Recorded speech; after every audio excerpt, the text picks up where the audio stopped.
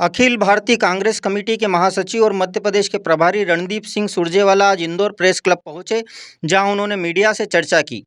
सुरजेवाला ने कहा कि भाजपा जातिगत जनगणना की घोर विरोधी है।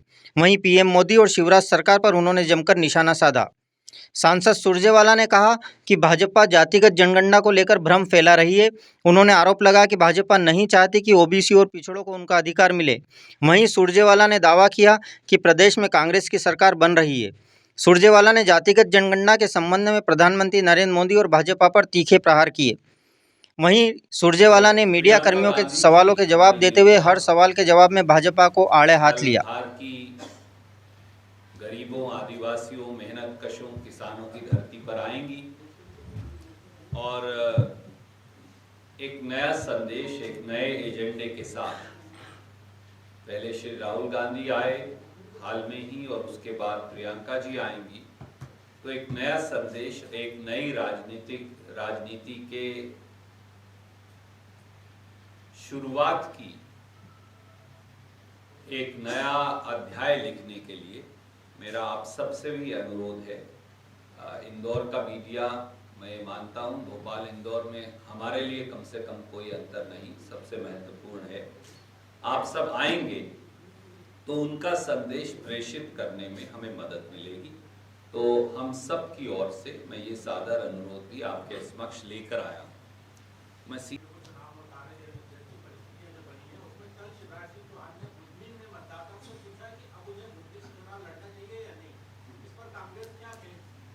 देखिए, उनकी पार्टी की सर फुटअव्वल है।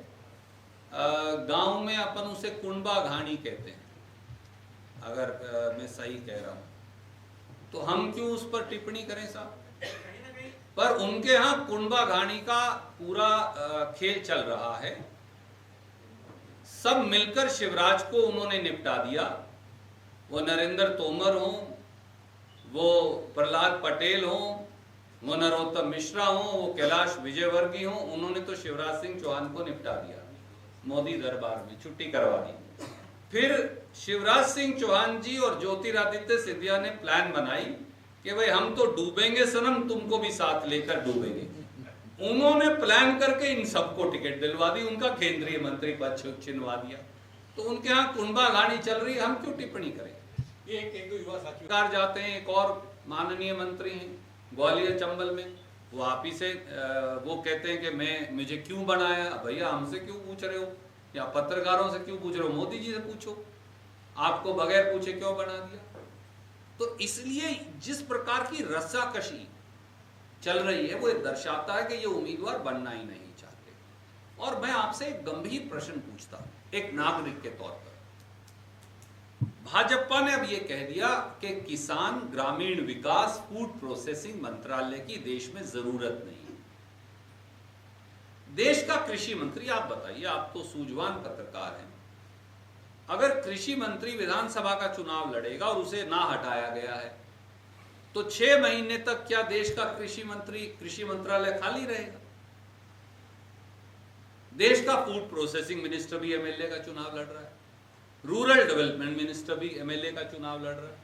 तो ये 3 मंत्रालय कौन चलाएगा, मैं चलाऊंगा या इंदौर प्रेस क्लब को डेलीगेट करेंगे उसके फंक्शंस।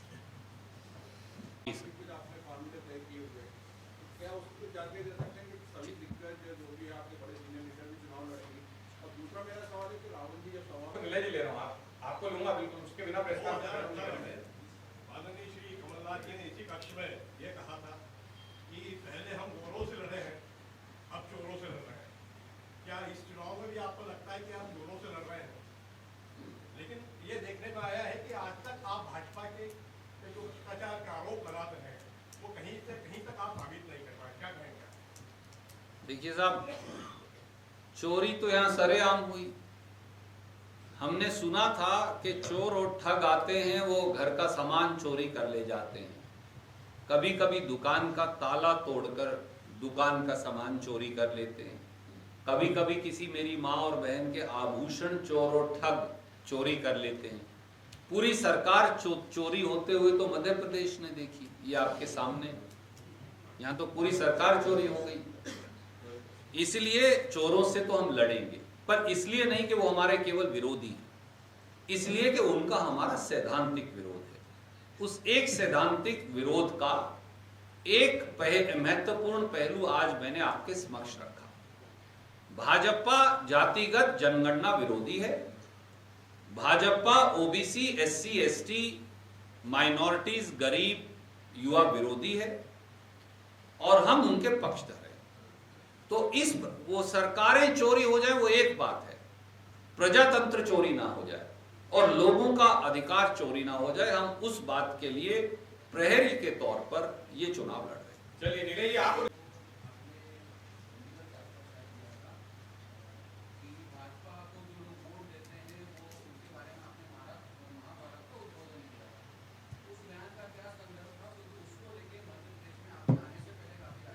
जी, मैं ये सोचता था कोई पूछता ही नहीं है। अगर आप उसका संदर्भ देखेंगे आदरणीय मित्र, लगभग 25 लाख बच्चे 4 साल से CET common entrance test exam में हरियाणा में धक्के खा रहे हैं। कई बच्चे ओवरएज हो गए, कईयों ने आत्महत्या कर ली, कईयों के घर उजड़ गए। ये मेरा और आपका भाई या बेटा भी हो सकता था।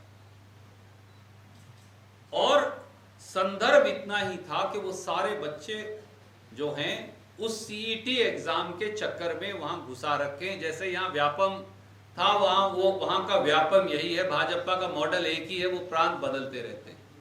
पेपर लीक हो गए, पेपर बिक गए, भाजपा के लोगों के स्कूलों, और जैसे यहां भी एक मंत्री और एक विधायक के कॉलेज से लीक होते, वहां भी ऐसा ही हुआ है। और बच्चे जो हैं वो फांसी का फंदा चूमने पर मजबूर हैं।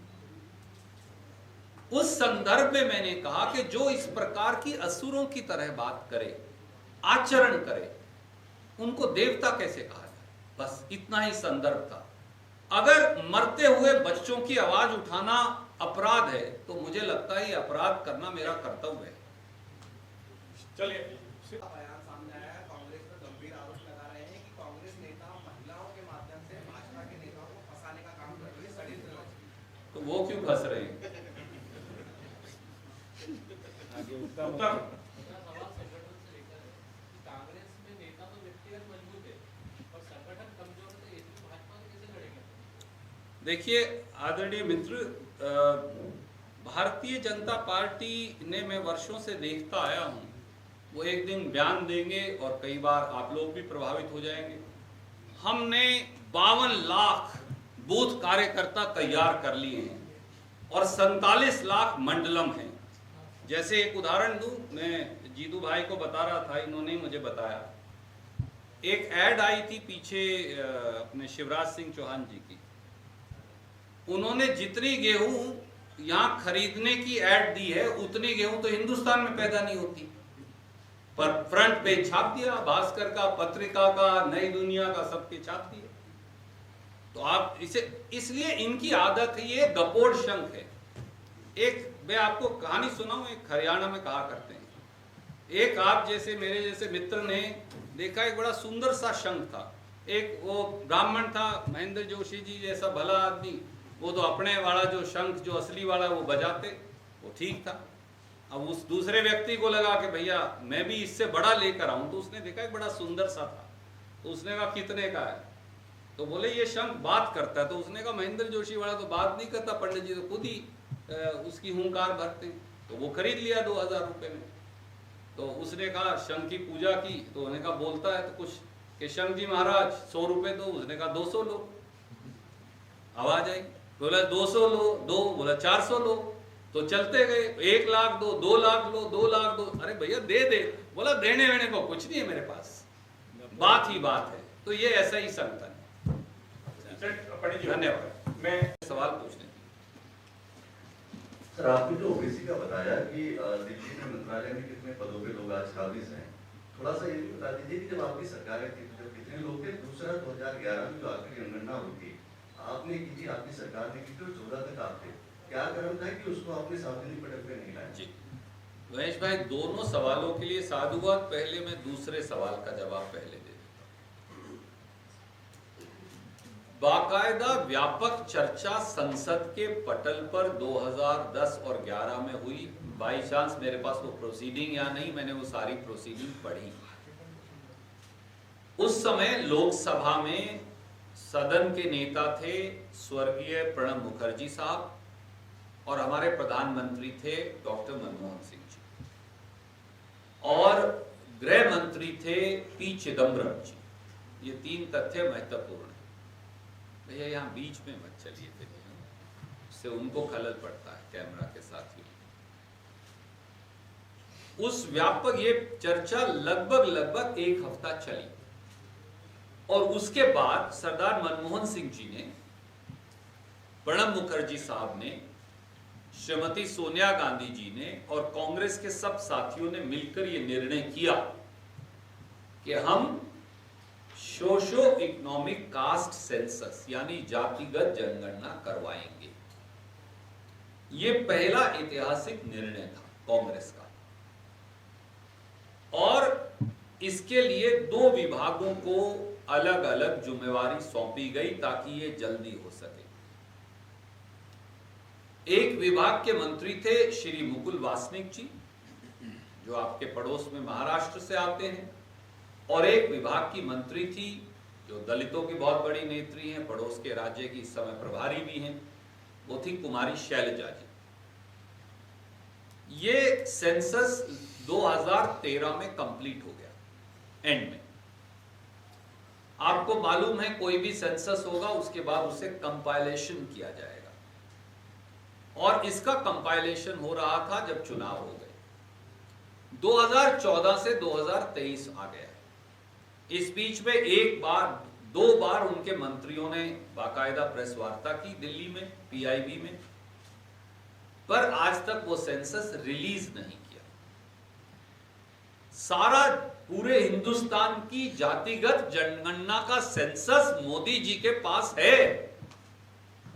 कांग्रेस पार्टी ने ये करवाया था, करवाकर वो कागजात माननीय नरेंद्र मोदी जी के पास हैं। सर में आता हूं, दुर्भाग्य से मोदी जी और उनकी सरकार का यानी भाजपा का ये कहना है कि हम उस सेंसस को स्वीकार नहीं करेंगे।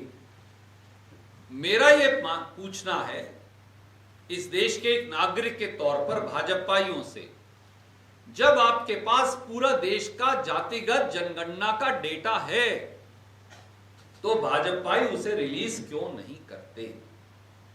दूसरा सर, पहले सवाल का जवाब, लास्ट मेजर रिक्रूटमेंट सरदार मनमोहन सिंह जी ने की थी। कुछ पद रिटायरमेंट प्रक्रिया की वजह से खाली होंगे, मेरे पास हेडी डेटा नहीं है। इस समय पर 9,76,000 पद खाली पड़े भारत सरकार में, जो कभी नहीं हुआ।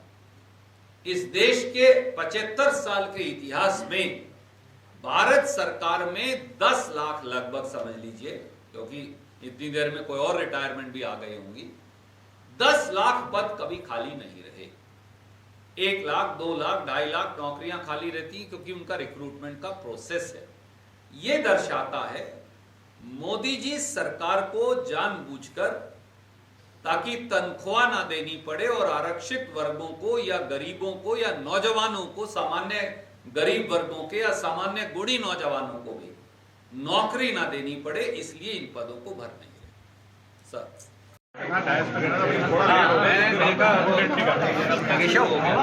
प्रियंका जी की सभा का बाइट रह गया था।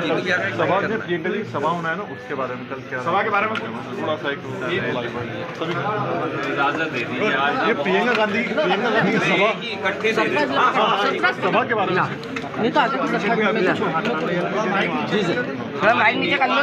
प्रियंका गांधी जी कल धार में बहुत बड़ी जनसभा को संबोधित करेंगी। मध्य प्रदेश में सामाजिक परिवर्तन और बदलाव, उसकी क्रांति का श्री गणेश करेंगी। और हमें विश्वास है कि न केवल आदिवासी अंचल में परंतु पूरे इंदौर संभाग में और पूरे हमारे मालवा निमाड़ के क्षेत्र में और पूरे मध्य प्रदेश में श्रीमती प्रियंका गांधी की इस सभा से कांग्रेस को और ज़्यादा बल मिलेगा। बहुत बहुत धन्यवाद।